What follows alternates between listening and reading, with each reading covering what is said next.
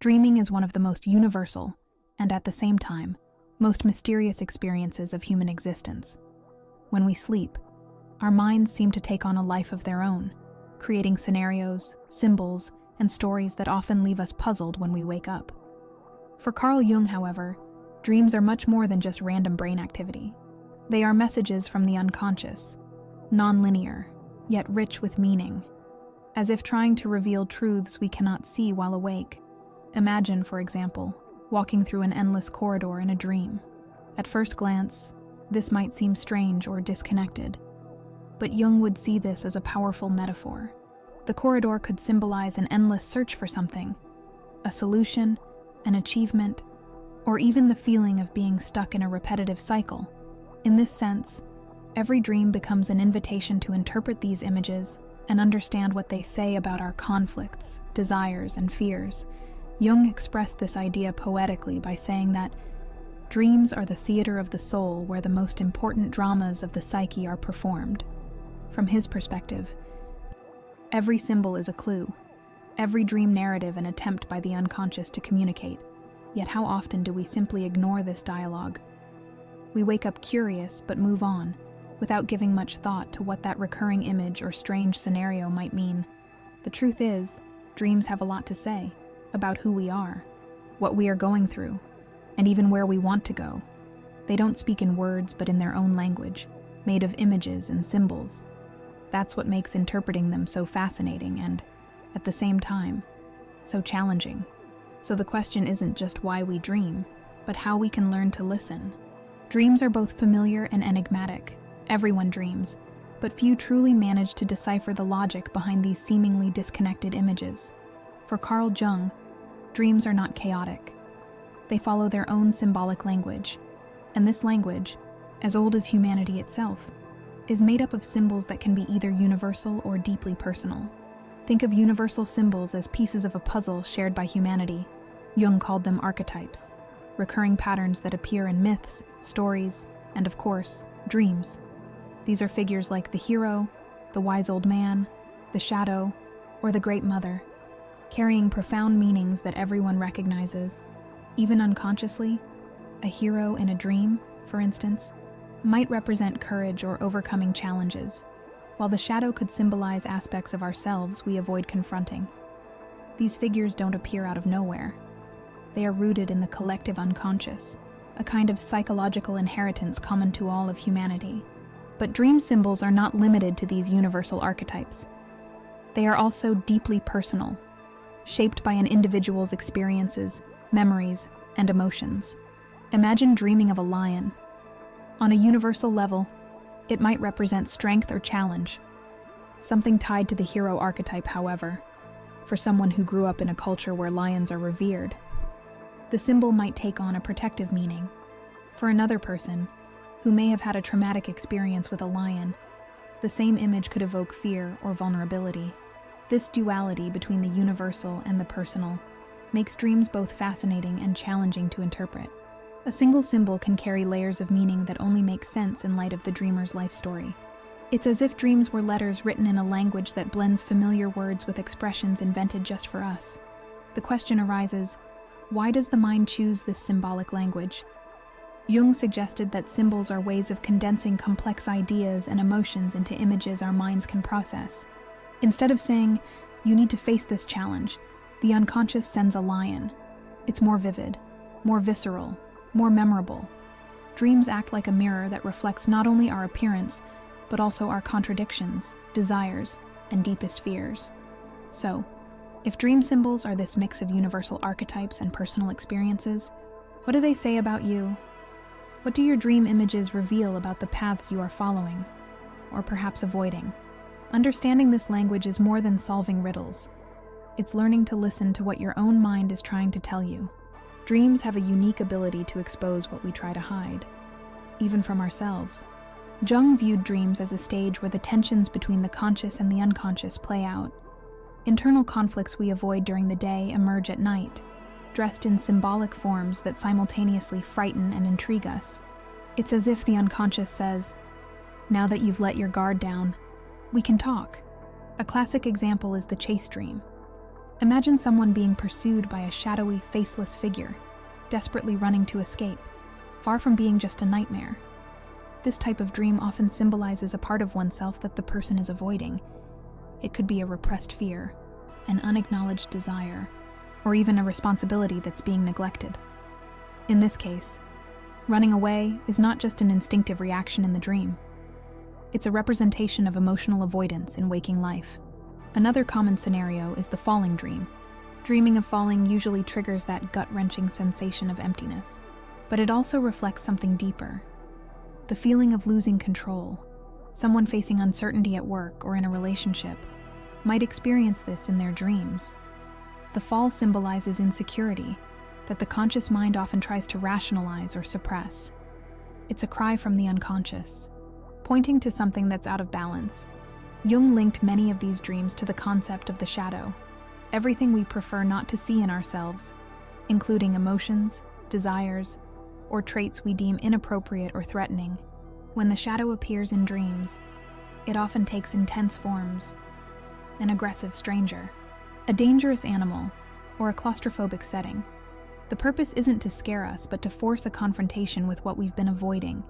Instead of treating these dreams as something to be forgotten, Jung proposed that we view them as opportunities. And that's the key. Dreams aren't our enemies. They're guides. They point to places where we're disconnected from ourselves, where tensions need to be acknowledged and resolved. So, the next time you have a disturbing dream, ask yourself, what am I running from or trying to ignore? Dreams don't arise to punish or blame, but to reveal. Perhaps what you fear the most is precisely what you need to understand in order to move forward. Dreams, although they may seem fleeting, can bring profound insights. When carefully analyzed, Jung documented numerous cases in which dreams helped his patients understand internal conflicts and overcome emotional blocks. One striking example is that of a patient who repeatedly dreamed of a broken bridge. In the dream, he tried to cross it, but its destruction made the journey impossible. To Jung, the bridge was a clear symbol. It represented the patient's difficulty in connecting his conscious life with the deeper emotions of his unconscious. The analysis revealed that this disconnection was tied to fears he was reluctant to face. But once recognized, he began to address them. In subsequent dreams, the bridge appeared rebuilt, reflecting his internal progress. Another documented case involves a patient who dreamed of an unfamiliar house. With each dream, she explored new rooms, some illuminated, others dark and abandoned. To Jung, this house was a symbolic reflection of the patient's mind. The bright rooms represented parts of herself she already knew and accepted, while the dark ones symbolized repressed aspects tied to her shadow. Over the course of therapy, as she deepened her self-awareness, her dreams began to show these dark rooms being organized and illuminated. Although these historical examples are rich in detail, dreams remain powerful tools today. For instance, there are accounts of people identifying emotional patterns by reflecting on recurring dreams. Imagine someone who frequently dreams of locked doors and dead-end hallways. These symbols might indicate that the person feels blocked in important areas of their life, such as work or relationships. By exploring these themes in therapy sessions, or even through personal reflection, it's often possible to identify real-life blocks and work to overcome them. What's most fascinating about all these examples is realizing that dreams not only reflect our inner reality, but also point toward paths for transformation. In a way, they act as guides, leading us to areas that need attention and care. By examining the symbols and stories they present, we can not only understand what's happening, but also glimpse solutions. Dreams aren't ready-made maps, but they offer clues that help us chart our own paths. What if you started viewing your dreams as a kind of compass, pointing toward things you may not yet be seeing clearly? Often, while we're awake, our conscious minds focus on immediate problems and challenges, leaving little room for creative solutions or deeper insights. Dreams, however, can bypass these barriers, presenting images and symbols that guide us toward self-discovery and change. Imagine a dream where you find yourself in a dark tunnel, but see a light at the end. This scene, which could feel distressing, also carries a positive meaning. It suggests there is hope, a way out of difficulties. The light at the end of the tunnel might be the unconscious's way of telling us that even in moments of crisis, there is a path forward. The key is not to dwell on the fear of the dark, but to focus on what the light represents. And you might be wondering, what about those dreams that seem to make no sense at all? A monkey running with a baby while golden butterflies circle around a house on fire. A scene so chaotic it barely feels worth paying attention to. Yet, even these dreams have something to tell us. Often, absurd scenes like these reflect the state of our mind, perhaps overwhelmed, trying to cope with many emotions and responsibilities at once. Chaotic dreams can mirror how we're feeling inside, as we try to manage competing internal and external demands. Jung often compared dreams to maps. On a map, you don't find ready-made answers but directions. In dreams, symbols function in a similar way. They don't solve our problems directly, but they highlight areas that need attention or offer new perspectives. For instance, someone dreaming of turbulent water might be dealing with intense and confusing emotions. The symbol doesn't provide an exact solution, but suggests the importance of understanding these emotions to find calm. These symbols don't appear by chance. They reflect what's already within us, resources we often overlook. A person who feels insecure might dream of wings, as if the unconscious is reminding them they have the ability to rise above their challenges.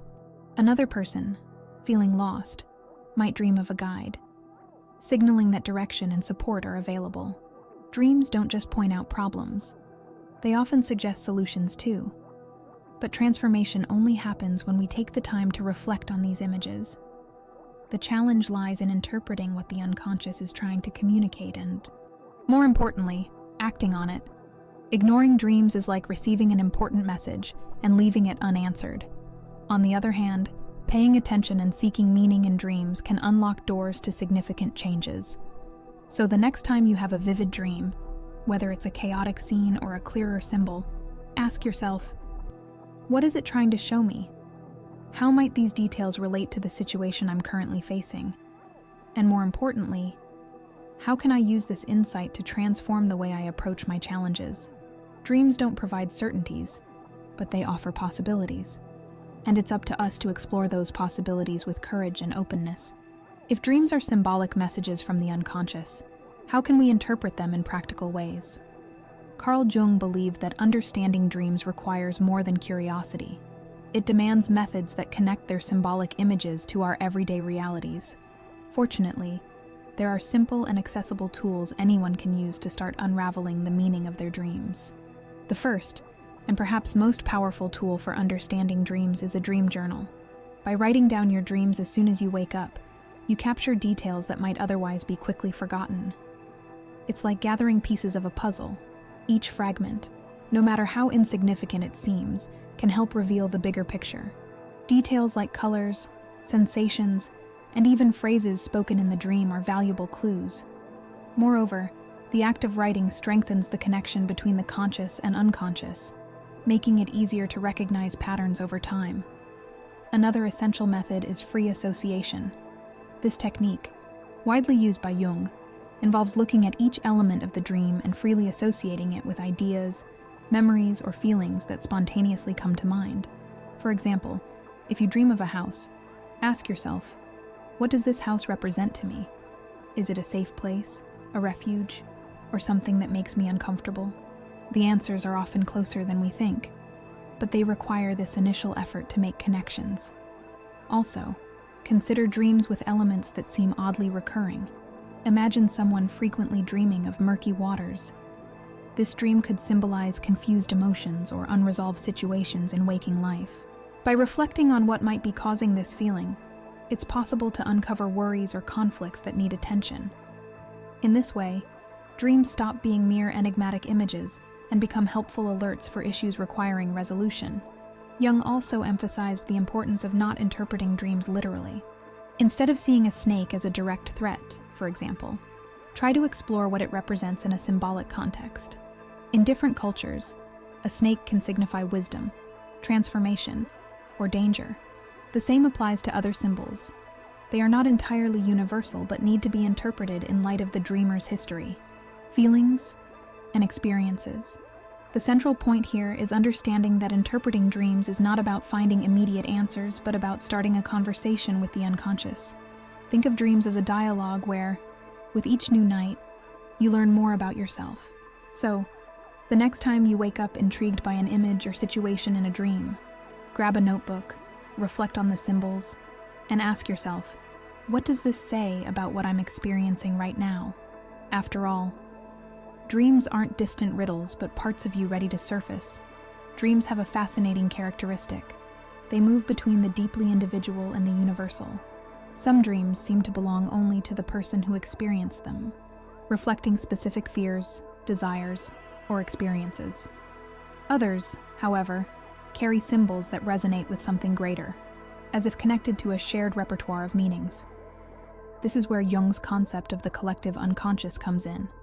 The collective unconscious is like a psychological archive shared by all humanity, where archetypes, universal symbols, are stored. Imagine someone dreaming of a flood.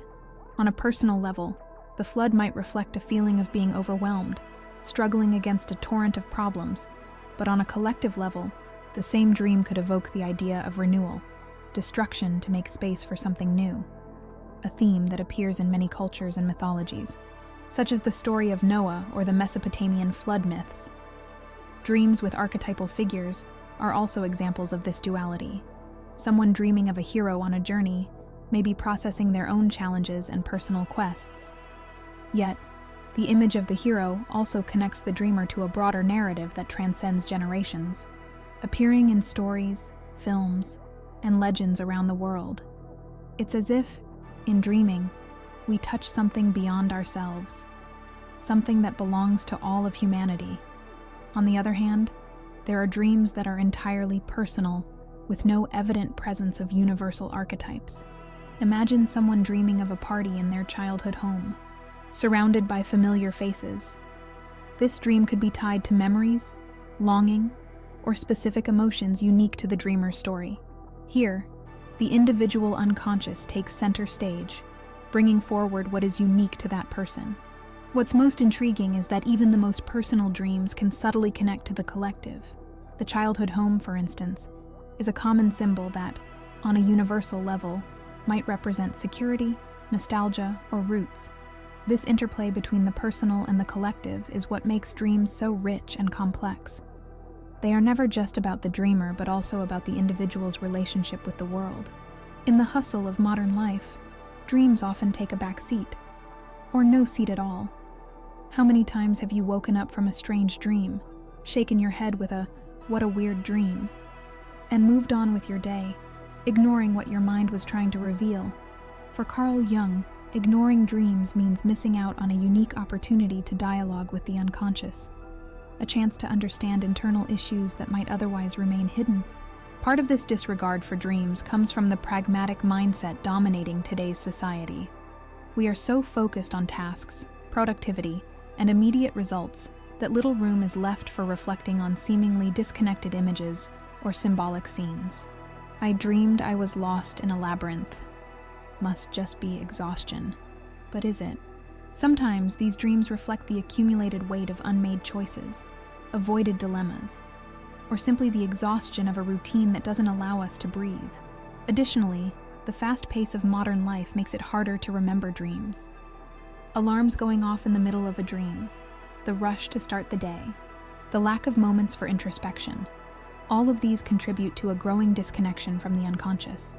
Forgetting dreams is often a consequence of this frenetic rhythm, but it's also a symptom of how we dismiss the signals our minds try to send.